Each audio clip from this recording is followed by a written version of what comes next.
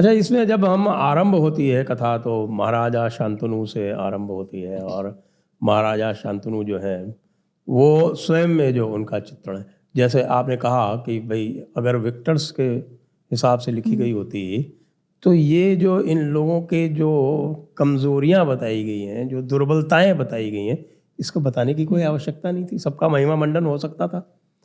और जैसे हम देखते हैं वेस्टर्न लोर में वही होता है, चर्चिल का महिमा मंडन होता है, रूजवेल्ट का महिमा मंडन होता है। हाँ, आप अंदर जाएं तो बात कुछ और मिलेगी, लेकिन महिमा मंडन ही महिमा मंडन है। यहाँ तो महिमा मंडन नहीं है, शांतनु को दिखाया गया है, उसकी दुर्बलताएं दिखाई गई हैं। और एक जो मुझे लगता है, आपकी टिप्पणी चाहूँगा इसके ऊपर, कि ये पूरे महाभारत युद्ध का जो मूल है वो तो एक प्रकार से भीष्म के द्वारा किया हुआ एक ऐसा कृत्य है जो मुझे नहीं पता उसे धर्म की कहा जाना चाहिए या अधर्म कहा जाना चाहिए। तो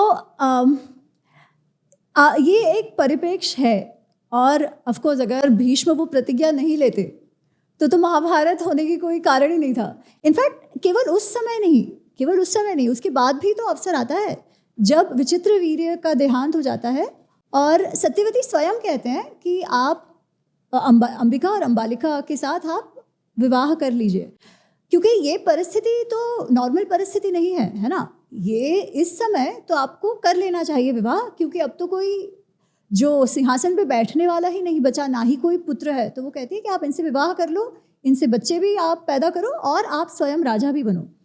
तभी भी वो मना करते हैं, वो कहते हैं नहीं कि मेरी प्रतिज्ञा है, मैंने कहा है कि मैं स्वयं राजा नहीं बनूंगा और मैं नित्य ब्रह्मचारी रहूंगा ताकि मेरे बच्चे भी ना हो जो कभी भी इस सिंहासन पर अपना दावा ठोक सके। तो ये तो उन्होंने तभी भी कहा था। पर हाँ, मतलब अगर हम हाइंडसाइट में देखें तो कदाचित हम भीष्म को इस बारे में गलत ठहरा सकते हैं। फिर वो सिंहासन के प्रति इतना अधिक उनका दायित्व हो जाता है कि वे फिर धर्म और अधर्म में भी साथ देने की जब बात आती है तो भी वो सिंहासन का ही साथ देते हैं, भले ही सिंहासन जो है वो पूरी तरह से अधर्म के साथ जा रहा हो। इस पे ना मैं इस प्रकार से देखती हूँ संजय जी, जब युद्ध हुआ था तो जब युद्ध के विषय में संधि की बातें चल रही थी, तब वो हमेशा कहते हैं कि युद्ध मत कर। वो दुर्योधन को समझाते हुए कि युद्ध मत कर, तुम संधि कर लो इनके साथ। ये सब वो कह रहे हैं कि जो कहना चाहिए वो कह रहे हैं, परंतु जब इवेंचुअली युद्ध होने का निर्णय होता ही है तब फिर वो दुर्योधन के साथ जाते हैं। इसका कारण क्या, ये वो ना स्वयं बताते हैं। ये जब युधिष्ठिर, जब युद्ध शुरू होने वाला है उसके पहले युधिष्ठिर जाते हैं, द्रोणाचार्य, भीष्म, इन सबको वो प्रणाम करने जाते हैं और उनसे विजय का आशीर्वाद लेने जाते हैं।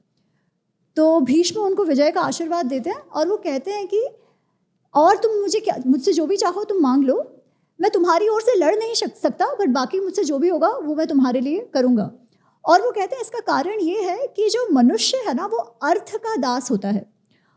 उनका कहने का मतलब ये है कि वो जो हस्तिनापुर का राज सिंहासन है उसके वो एम्प्लॉई हैं, उनके वो सेवक हैं। तो क्योंकि उनकी रोजी रोटी, उन्होंने हस्तिनापुर का नमक खाया है, इसीलिए वो वहाँ उनके विरोध में नहीं जा सकते, ये उनका कहना है।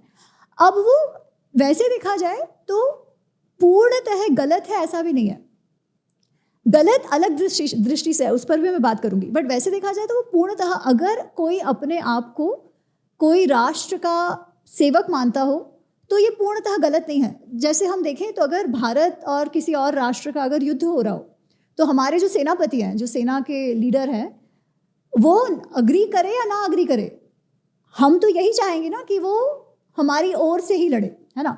तो उस भाव से ठीक है। परंतु भीष्म क्या केवल हस्तिनापुर के सेवक थे? वो तो हस्तिनापुर के मालिक थे। हाँ, वो ये नहीं मानते। वो वैसे देखा जाए तो पांडव कौरव के जो पैट्रियार्क हम कहते हैं ना कि सब कुटुंब के सबसे बड़े वो थे। तो महाभारत का अगर हम थीम समझे ना तो ये यही है कि धर्म संकट, कि कौन सा धर्म आपको पालन करना चाहिए। क्या वो हस्तिनापुर के सेवक थे? हाँ, क्योंकि उनका जो पगार अगर हम कहें, है ना, वो सब वहीं से आता था। उनकी रोजी रोटी है, जो उनका रहना करना है, वो वैसे देखा जाए तो वहाँ से आता था।